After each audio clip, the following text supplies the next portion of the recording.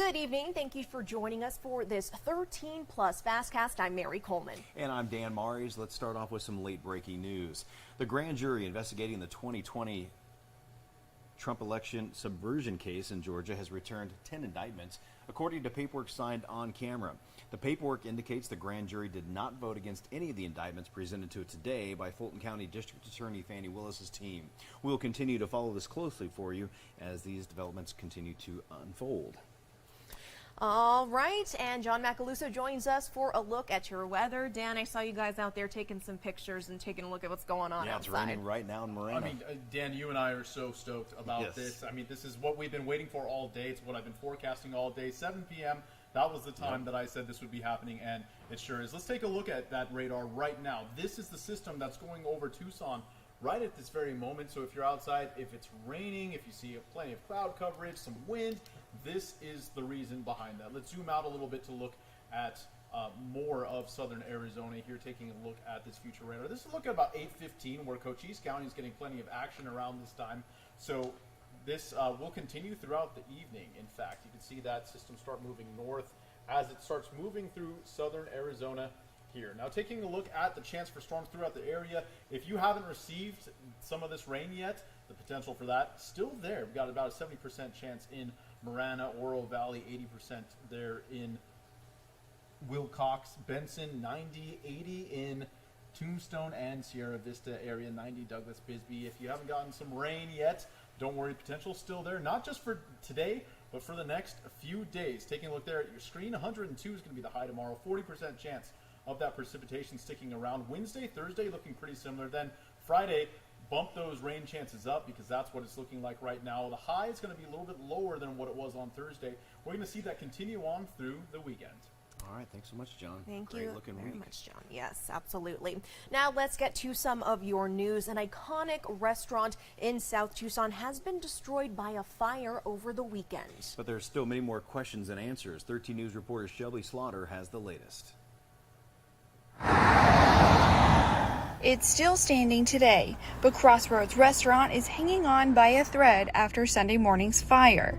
Closed for the day and the foreseeable future until it can be rebuilt. According to the South Tucson Police Department, we don't know much about the fire, but Mart Hart, who lives and works across the street, says he saw the fire. We thought there was an accident on the corner, so we walked out there to the front door and opened the door and looked across the street, and that's when we saw the restaurant in flames. He says the fire was so big the plumes of smoke crept across the street to his business. We got there in time enough where it bursted through the ceiling, and it was about 10 feet high. Crews had the fire under control in just a couple of hours, but by then, the damage was already done.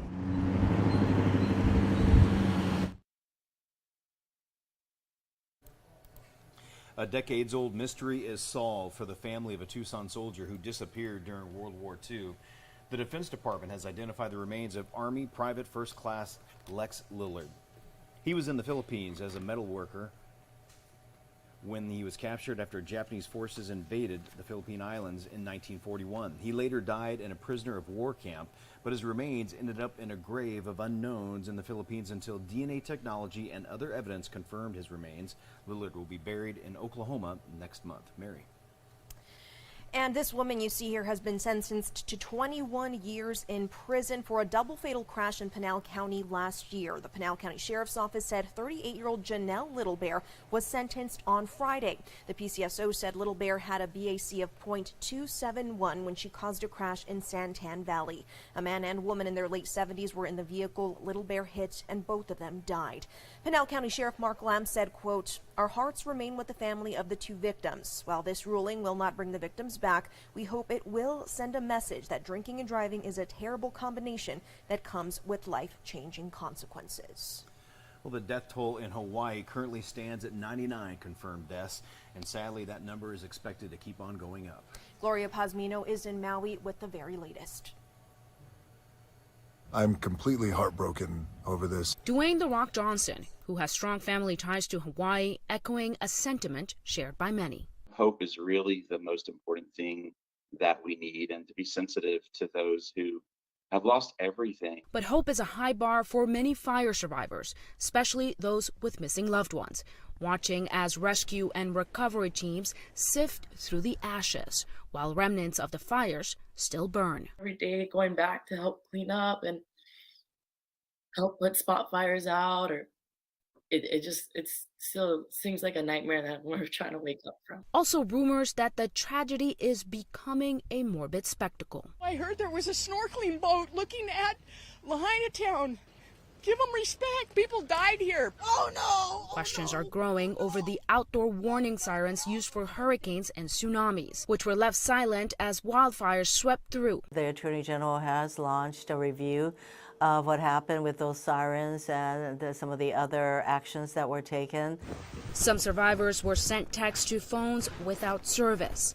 In the chaos of fleeing, trees were falling and branches were starting on fire, power lines were falling down. Those power lines the focus of a new class action suit filed against Hawaiian Electric, claiming the company failed to cut power as toppled energized lines ignited wildfires. Hawaiian Electric says it will cooperate with the review into exactly what happened. Tomorrow marks the start of move-in week at the University of Arizona. It all begins with first-year students between 4 and 7. There are more move-in days the rest of the week. It's going to be a busy week at the U of A, Mary. It is indeed. The university says students need to go online to do a pre-arrival check-in before getting on campus.